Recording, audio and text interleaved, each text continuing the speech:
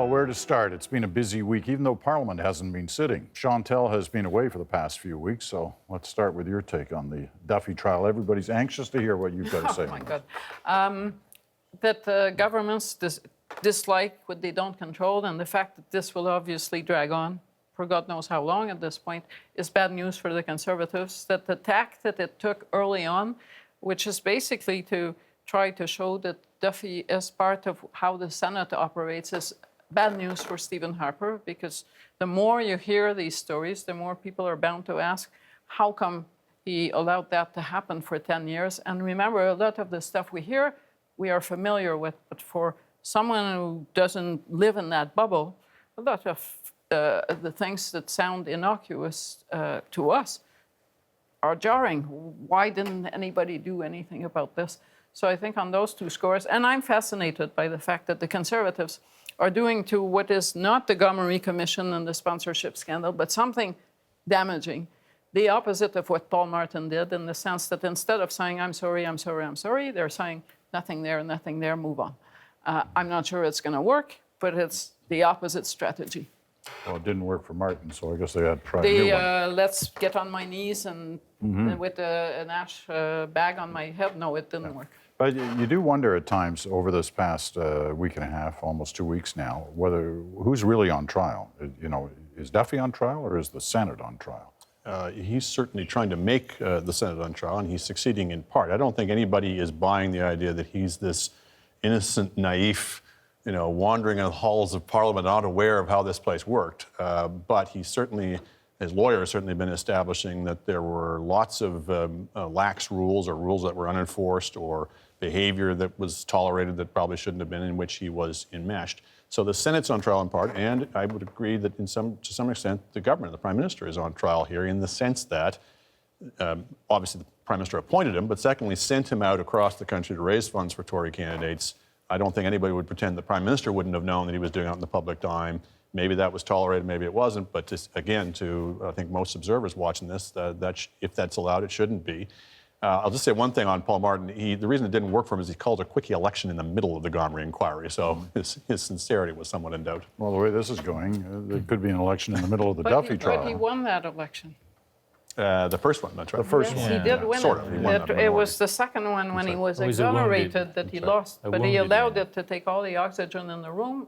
The Conservatives hope that won't happen. I'm not sure they'll manage, but that is their hope, that they will move on by doing things. Remember, Harper made himself the issue to some extent when he said, I'm the one who told Duffy he's got to pay back the expenses. So right then we knew at that point, okay, he's the guy who's the arbiter of what's acceptable and what isn't. This part of the trial is not the main event of the trial. I think the main event is still obviously to come when Nigel Wright testifies and when Senator Duffy or Mr. Duffy testifies. Certainly the longer this drags on, this is not good for the government. They had in mind that this was going to be unhelpful, awkward, pick whatever word you like, but it was going to be over hopefully long enough before the election that people weren't going to be thinking about it too much. So the notion this is going to drag on is very bad for the government. Essentially what's going on, I think, is as this thing plays itself out, is that the Crown technically works for the government, but is doing no favors to the government. The Crown's case is essentially that Conservative senator broke the rules. The defense is there weren't any rules to break. I think in terms of the Senate, that trial's already been had in the court of public opinion, and the Senate has been found guilty, wanting, however you want to characterize that. It's been very bad. If there's any silver lining at all for the Conservatives in some of the recent revelations, it's the evidence in Mr. Duffy's diaries that not all Conservatives agreed about everything all the time. And maybe there'll be more of that comes out. I say silver lining. I'm sure that for a government that cares so much about discipline and the idea that we're all one once we're outside the caucus room, they don't enjoy this at all.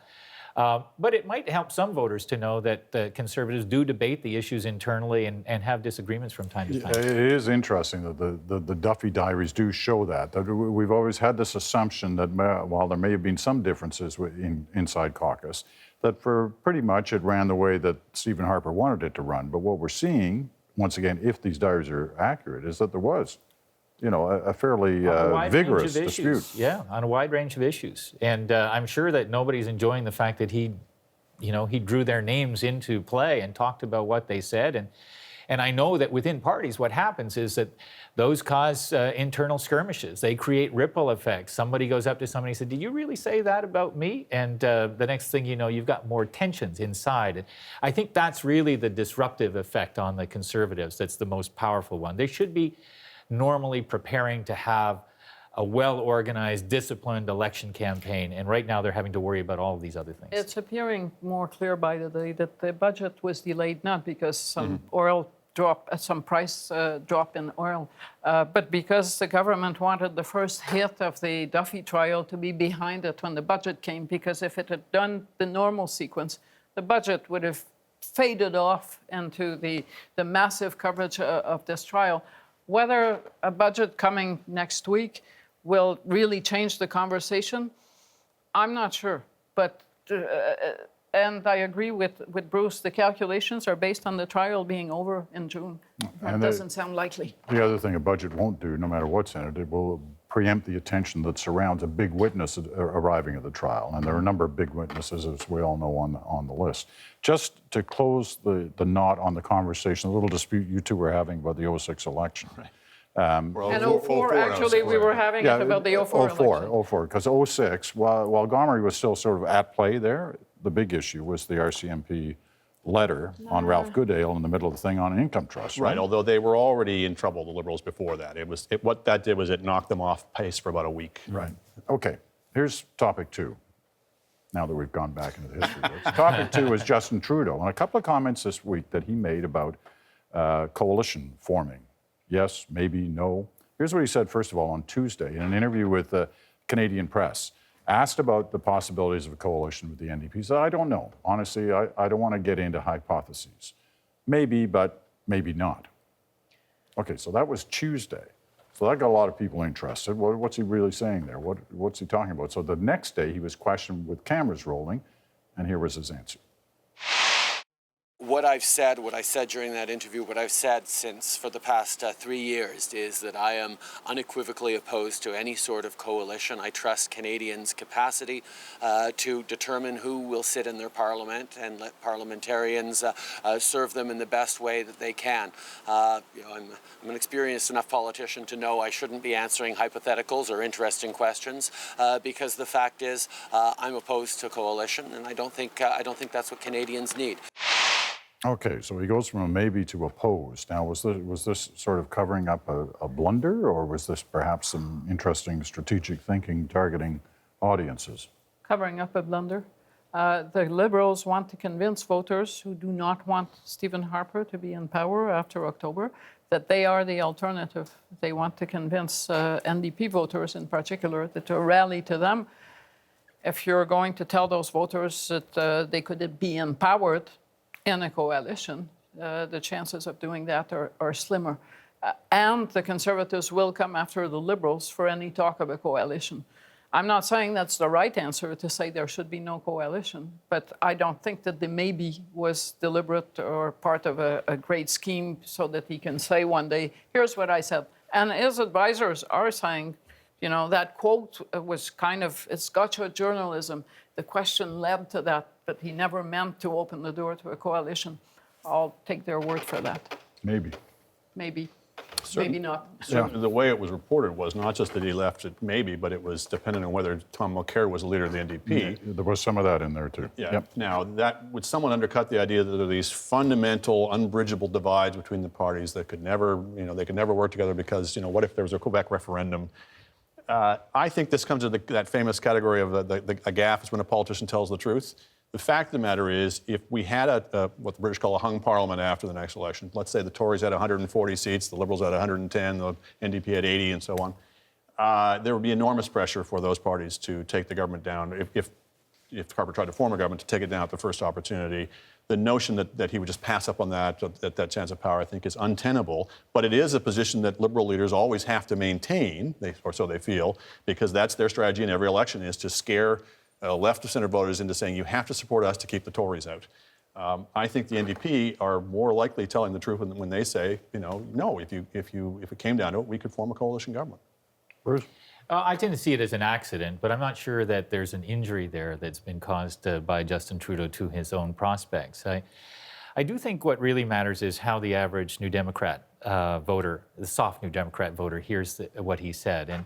And both of his statements can't be equally honest, to put it nicely. So, you know, if I ask myself which one I think is the most honest, it's the first statement. And if I'm a soft New Democrat, I'm hearing two things. One is, you know, Mr. Trudeau is really going to make a pitch for me to vote Liberal if I want to change the government. I get that, and that may be what I'm considering doing.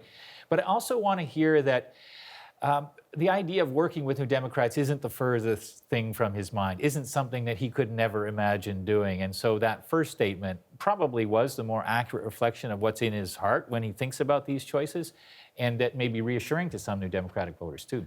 I'm not convinced. I think that a large part of the Liberal brain trust at least believes that if there's a minority Conservative government and they are second, a nice second, it's in their advantage to allow the NDP to have the angst of back to third place, maybe Mulcair leaving, and having an election in 18 months that they can win, rather than go into an arrangement that may or may not be shaky, that may give the NDP a reason to live after the setback. So I know that voters think that this should happen.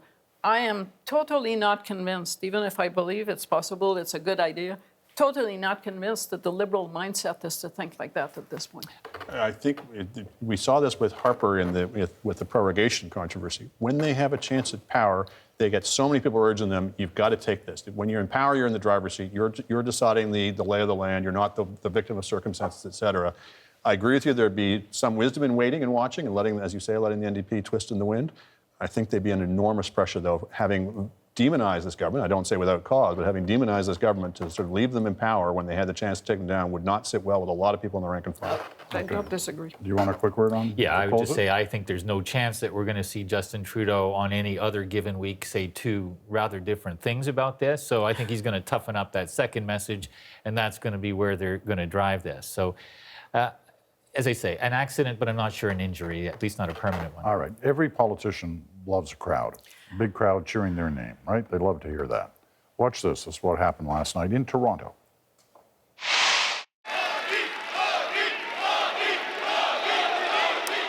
They're yelling for Prime Minister Modi of India and lapping up some of the attention at the same time with Stephen Harper in the room.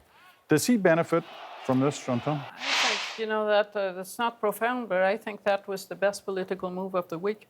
And in a week when no one was shining, but still, no politician in this country can get 10,000 voters out to cheer, including Justin Trudeau.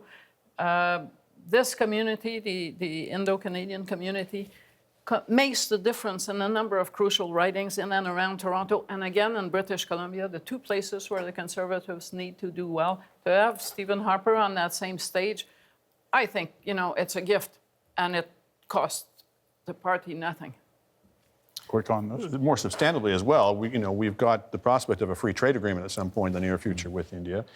This Prime Minister cultivated Modi quite early on. Leaders matter in politics, and to some extent, I think he can claim some credit for the closer economic relations we're getting with India. All right. Good conversation. Good to see you all in the studio for a change, and good to have you back, Chantal.